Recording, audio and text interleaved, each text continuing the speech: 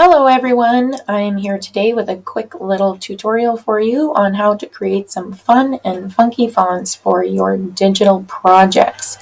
I am going to be working in PowerPoint today as that is my platform of choice for creating, and you will see on the screen the sample project that we are going to create today. So let's get started. First up, I'm going to start with a new blank slide by clicking on New Slide. I'm going to choose blank as my option. Next, the first thing I'm going to do is, you might have noticed on my original slide here that I have this little color palette down below. Well, I'm going to use that as my color toolbox, so to speak. So I actually want a copy of that. How did I get this toolbox? Well, I just Googled rainbow pastel colors and you will be able to get several images. Just choose a favorite of yours and copy it and you paste it right in your slide. But since I already did that, I'm just going to copy this one. And then I'm going to go to my blank slide and I'm going to paste it in there. And once I do that, I'm just going to move it to the bottom of my project so that it is there when I need it. Next, I'm going to add a text box. And there's a couple ways you can do this. So on this little ribbon toolbox here, I actually have insert a text box, but you can also click on insert up here and you can insert a text box that way. So it does work either way. And I'm going to draw myself a fairly large text box as I know that today I'm going to be creating a header for a project. Next, I'm going to want to choose my font. So I'm going to click down over here for my font menu. And my favorite font for things like this is something called Resting Teacher Face. I'm going to click on that. And of course, I'm creating a heading, so I'm not just going to leave it at size 18. I'm actually going to go, oh gosh, it only goes to 96. So here's a little trick for you. If you notice, the 18 is highlighted. You can actually type in any size that you want and just hit enter. And you might have noticed that your text box adjusts as you type the size to fit your project. So next I'm going to type in a couple of words for demonstration purposes.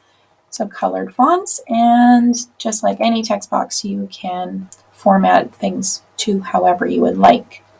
I also need an additional toolbar on the side here, and how you get that is just click anywhere within this text box and you're going to right click and you get a drop down menu and you're going to go down to something called Format Text Effects. You're going to click on that. It gives you this side little menu that we are going to need in a little while. So that's all set up and ready to go. So let's get coloring our letters. I really like this color palette and I love the order of it, so I'm actually going to follow that pattern for my colored fonts text up here. So how do we do that? So normally when you are changing the color of a font, if you highlight it, you get this little drop down menu, or you can click up here, or I have it in my toolbar. So when you highlight and drop down, you can choose any color, and as you notice underneath, that C is changing color to whatever I highlight or hover over. Now, how do I get these down here? There's something called an eyedropper tool, and that's actually what I'm going to use. You will notice that when I click on it, my mouse turns into a little eyedropper. I also happen to have the eyedropper tool up here, and you'll see why in a moment, because it makes it much more convenient when I'm doing some coloring. So now that I have my eyedropper tool and my first letter highlighted, I'm going to click on the blue, and you notice whatever I clicked with my eyedropper tool makes it the color. So when I click off that, you'll see the same beautiful bright blue. Now I have a rainbow pattern here of 5 different colors. I want to follow the same pattern for my letters up here. So I'm going to highlight the next one, click on my eyedropper tool, and then click on the green. Click on the next one, click on my eyedropper tool, click on the yellow, and so on and so forth. Now, if you're doing some really long headings, this could take a while for a lot of clicking back and forth. So one thing that you can do is highlight several letters at once. So again, this was 5 colors. So if I go 1, 2, 3, 4, 5, and then 1, so this is going to be a blue one. So all I'm doing is clicking with my mouse and highlighting. And then this is 1, 2, 3, 4, 5. This is going to be the next one. Now the trick is to hold down your control key before you click your mouse to highlight. And now I've got 2 different letters highlighted and ready to color. So I just move over here to my color picker, and I was doing these as blue, so then I can color them at the same time.